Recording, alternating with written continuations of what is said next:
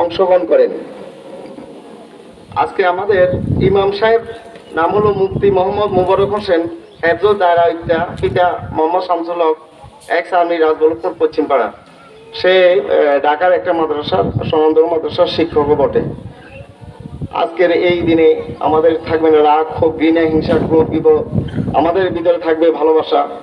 আমি সবাইকে আজকের আমাদের রাগ ক্ষোভ ত্যাগ করে সবাইকে ভালোবাসা আলিঙ্গনে আহ্বান করছি।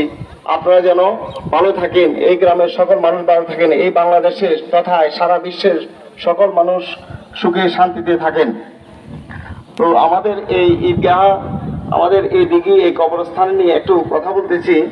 আমরা গত রোজার ঈদে বলছিলাম যে আমরা পার্মানেন্ট সামিয়ানা ব্যবস্থা করব। পার্মানেন্ট সামিয়ানা এই জন্য দরকার, 2 ঈদে 2 নামাজ, এবং আমরা যারা মৃত্যুবরণ করব তাদের ওই দিন যদি বৃষ্টি হয় তাদের জানাজার নামাজ কোথাও হবে, তখন আমরা এই ব্যবস্থার জন্য করব। তারপর আমি কন্ট্রাক্টরের সাথে কথা বললাম, আমাদের অ্যাকাউন্টে, ঈদগার অ্যাকাউন্টে 2,70,000 টাকা আছে, 72,000 টাকা।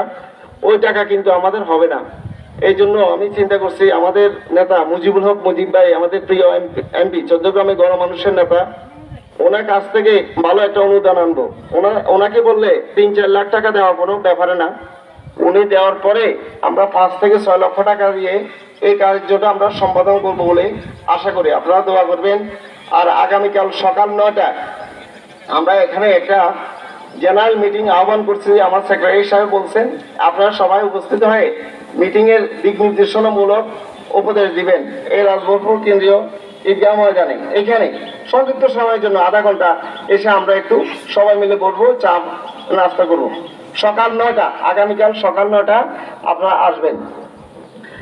আমি আর কথা বাড়াতে চাই না। আমি এখন আমাদের সম্মানিত ইমাম সাহেব জনাব মুফতি মোবারক সাহেবকে ওনার আলোচনা রাখার জন্য আহ্বান করব। এবং আমাদের নামাজ 8টা